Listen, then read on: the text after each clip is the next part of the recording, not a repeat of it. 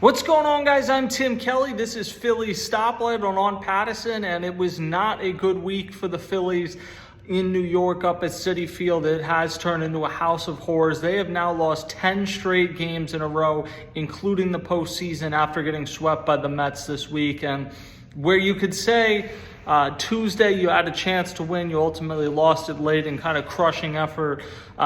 Wednesday, there was no such thing. It pretty much felt like a loss from the word go. McLean pitched excellent for the Mets. So the Phillies have some regrouping to do. There's no question about that after this series. Rob Thompson told an interesting post-game story or pre-game story before Wednesday's finale of the series, talking about how when the Phillies were in New York against the Yankees about a month ago, he was looking back at some stuff from his time there, and he said that the Yankees played horribly against the Angels for like a 3-year stretch, like 06 to 08, really struggled in 09 as well. And then they ended up playing the Angels in the ALCS that year, and they won the ALCS and, of course, won the World Series over the Phillies that season. So there's some truth, and obviously he may have to recycle that story come the postseason, because the Phillies could end up playing the Mets again. Whether the Phillies win the division or end up with one of the wild card spots, there's a real chance these two teams are both in the postseason and the Phillies have to play the Mets. And from a long-term perspective, they can say all they want, it's not a story. If the Phillies play at Citi Field again this year, it will be in the postseason, and it will unquestionably be a story for no other reason than the fact that Rob Thompson and Bryce Harper and the whole team are going to be asked about playing in New York and how much of a struggle it's been, both in the regular season and the postseason. Because the Phillies had trouble with the Braves in the postseason or in the regular season for a few years and seemed to have their number in the postseason.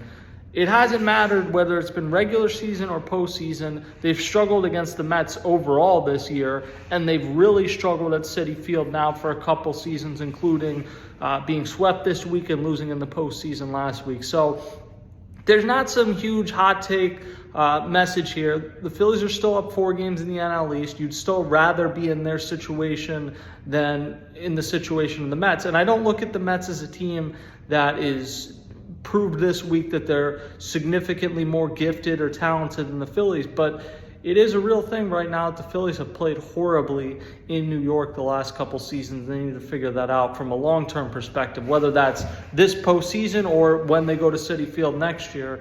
It's a serious issue. Short-term, though, you need Kyle Schwarber, Trey Turner, and Bryce Harper to get going. Trey Turner struggled at Citi Field. Bryce Harper had an RBI in the second game of the series, but overall wasn't a great series. And Kyle Schwarber, I believe, went hitless. You're not going to win many games, even if the bottom of the lineup has been hitting better of late. You're not going to win many games when those 3 guys who you built your lineup around are not going. So that's kind of where I'm at after the Mets series. Again, they had built a cushion up to the point where this is not devastating, but it's not a good omen heading into September, and you want to turn the page quickly. It's just, this whole season has been such a strange year for a team that is among the best in the sport, that's going to enter the postseason almost certainly with one of the 5 best odds to win the World Series. The way that it has been up and down, up and down. You have the series in D.C. that was ugly. You come home, you have a great homestand against the Mariners. You sweep a team that is a playoff team most likely. You play a good series against the Nationals, and then you go on the road against the Mets and you get swept. It's just, it's been so up and down, Jekyll and Hyde this season, and it's going to be hard to play that way and sustain a run in October. So something to consider. Also something to consider is Jhoan Duran. Over his first 7 appearances, and really it was 6 appearances because one of those was the game against the Nationals where he left after a batter with the injury. But over his first 7 appearances with the Phillies, he gave up 0 runs. Since then, he had a blown save against the Nationals in the last homestand. Okay, it happens. As Rob Thompson said at that time, Mariano Rivera, who's the greatest closer of all time, had 80 of them in his career. It happens. The second save attempt he gets the next night, he converts on it, but he gave up 2 hits in that one. And then in Tuesday's loss, it was not a blown save. I see all these people referring to it as a blown save. It's not a save attempt if you're not winning the game. So it wasn't a blown save, but he gave up 4 hits in that loss to the Mets. And granted, it is an encouraging sign. None of them were 400-foot home runs. And really, this has been the story for Jhoan Duran since he's been on the Phillies. Until the blown save against the Nationals, I don't believe he had even allowed a runner to reach second base. But he is somebody that maybe for having the repertoire he has doesn't strike out quite as many guys as you would want. He strikes out 10.6 Ks per nine this season. His former teammate in Minnesota, Griffin Jax, who, to be fair, has not pitched well since being traded to the Rays. But one of the reasons I thought he potentially could be an interesting target for the Phillies is his Ks per nine was up at like 13. Jhoan Duran has like the arsenal of stuff that you would think he's a strikeout guy. He allows the opposing team to put the ball in play, and I think he's run into some bad luck. With the Nationals, it was just an insane amount of balls hit down the line.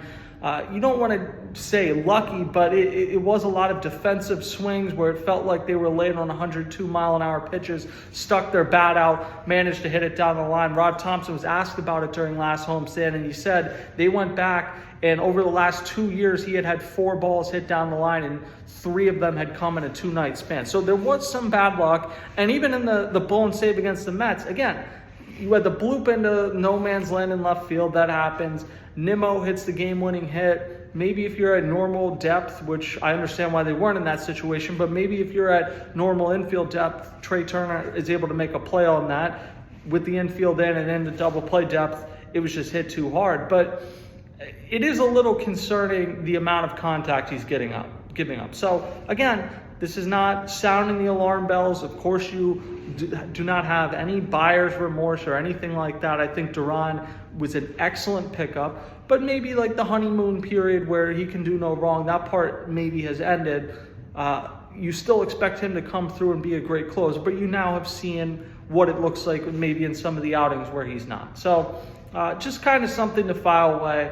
Again, if he comes on tonight against the Braves and the entrance is playing and he retires them 3 in a row, all will be good in the world again for Phillies fans. But he has had a few outings here. After looking untouchable in the first week's worth of games he was with the Phillies, he's had some outings here where he's looked mortal, and it doesn't help that they've come at a time where, at least the most recent came at a time where the Phillies did not have a good series. So final thing here, Braves are coming into town, and while it has been a lost season, I'm still kind of blown away. Coming into the year, I thought the Dodgers were the best team in baseball, and I thought the Braves were probably going to be the second best team. They won 89 games a year ago with about the worst injury luck you could possibly have. Certainly they'd have better luck this year, and to some degree they have, although the pitching staff's kind of gotten decimated again.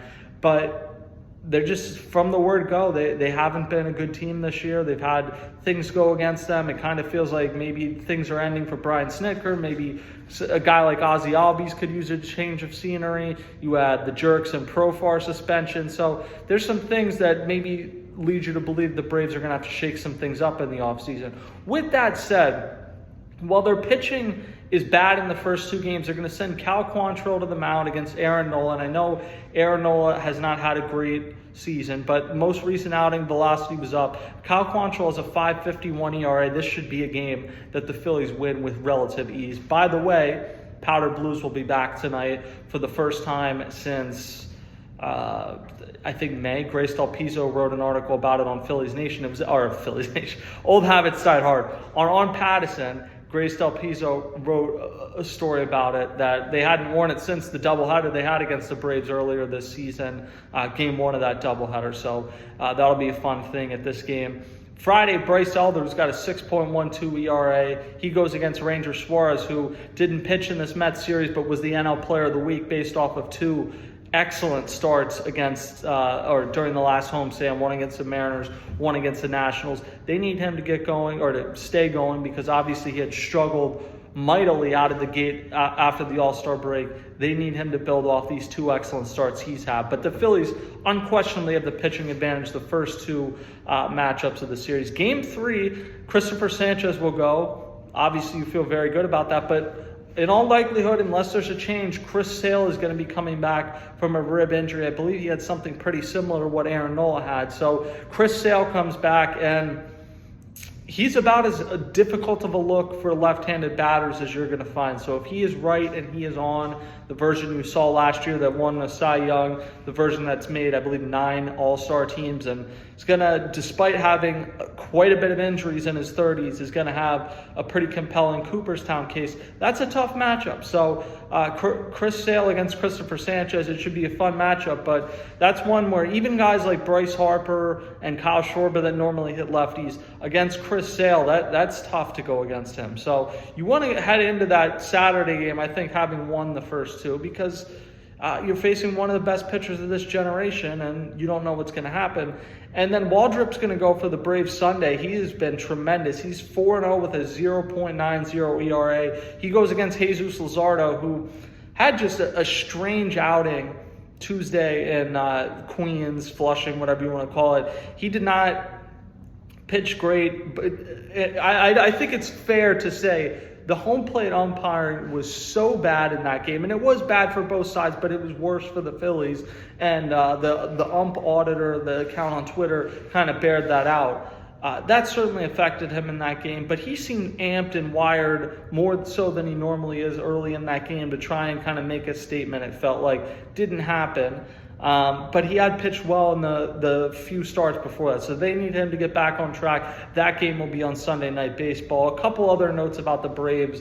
It's been a lost season, but they've had some positive developments here in the second half. Michael Harris II has a 995 OPS since the All-Star break. He had a 551 OPS in the first half. It's one of the reasons they were so underwhelming. The fact that he's coming around gives them something to build on towards next year. And he always seems to rob at least one home run when he comes to Citizens Bank Park. And then Jurickson Profar, who was on the Jose Alvarado program, he was suspended for a PED suspension, served 80 games, is back, will not be eligible for the postseason. It won't matter for the Braves, but I still think that is such a weird thing, that Jurickson Profar can come back for damn near half the season, play in all these games that determine playoff spots, but then it comes to the playoffs and you're like, well, you're suspended again. I'm not pro-cheating in any way. Like, I think 80 games is a fair suspension. Again, from like an OCD sense, I don't get why it's not 81 when that's exactly half the season, but that's another discussion for another time. I think in both the cases of Profar and Alvarado, once your suspension is over, it should be over. And I find it weird, and I get that this is not a new rule this year, but I cover the Phillies. This is the first time it's impacted the Phillies. I don't get why you're allowed to come back, why you're treated like your suspension is over, and then you're essentially resuspended for the postseason. I don't get that rule. I don't like that rule. It's not just a Phillies thing. I think the same for the Braves or anyone else. I believe once you serve your suspension, that should be that. But it's not how it is, and ultimately you can control that by not failing PED tests. So I get that. The Phillies have a big test this weekend that they need to not fail against the Braves. It doesn't have playoff implications in the sense that you're battling the Braves like you usually are at this time of the season, but it's a big deal after this Mets series. And you have the Brewers coming up. You're heading to Milwaukee. I'm excited. I'm heading to Milwaukee for that series, but you don't want to be heading into that reeling going against the best team in baseball right now. So this is a get-right series that you hopefully, if you're the Phillies, are going to win 3 out of 4 on. No matter what, we will have it covered on Pattison. We'll have the Eagles covered as they come up, Sixers, Flyers, everything. Check out on Pattison.com. Subscribe to our YouTube channel here, and I will talk to you guys next time.